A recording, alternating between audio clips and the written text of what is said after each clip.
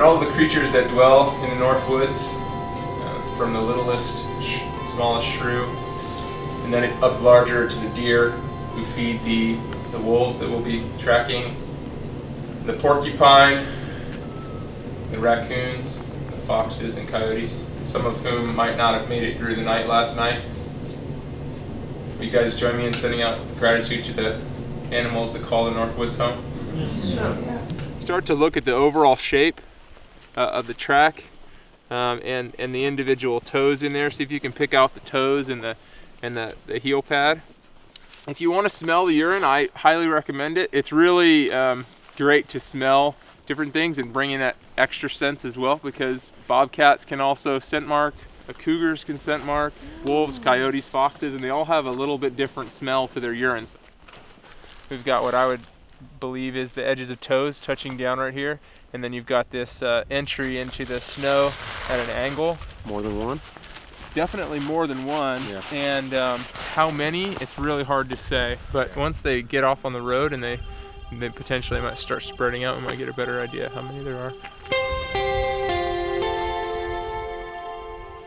A lot of animals are really secretive, and we can go back with the skills of wildlife tracking and determine essentially when an animal was in an area, what activity it was doing, whether it was feeding or traveling, and also a lot of times how it was interacting with other species in the area.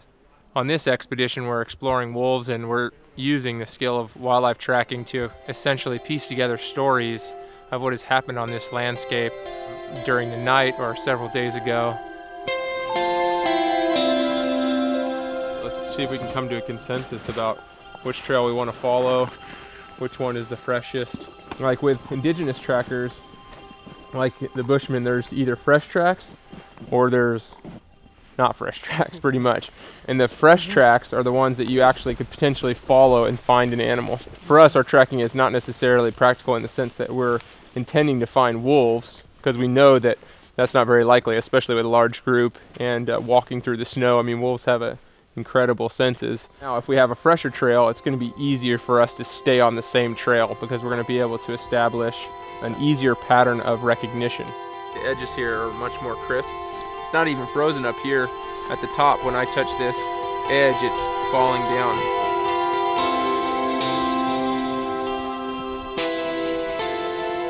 We've got at least 3 wolves now. We had a wolf come in. At least 3. From here. Maybe up to 5. Coming into line like this, it's very likely they're going from one hunting area through to another hunting area. So I'd expect that if we follow them far enough, we'll find a spot where they start hunting again.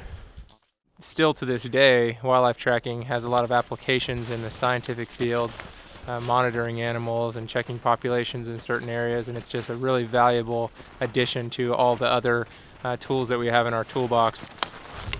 We first started counting wolves in the winter of 1979-1980. That winter we counted 25 wolves in the state. Our latest count were 800 wolves in the winter of 2010-2011. So the population has grown fairly extensively. And now wolves are starting to spread into more agricultural areas where they're likely to feed on livestock or occasionally kill and attack pets at people's homes, especially dogs. And that's creating some conflict in some parts of the state. Like a lay, or someone got rolled by another one. There's a hare. Oh, nice. A nice wolf hare. Oh. Very cool. I would predict that they're going to split up again as we get a little farther, and then we'll see what happens. Hopefully they jump a deer. Right in the center of this pack's known territory right now. So could be that we have a lot of activity in here. We came across the trail of a galloping wolf. There's this one, and then this trail here.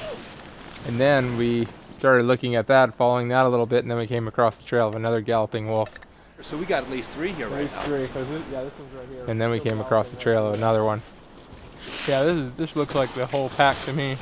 Yeah, it easily could be a group of 4 or 5. As we could see clearly a 4 pattern of a deer running, you know, along with the wolf running right there in the same trail. So the wolf was right on her tail. I mean, from what I could piece together, we just had one wolf doing the main active pursuit, and then the others kind of coming around and supporting. Yeah. Well, that deer didn't have a chance, did she?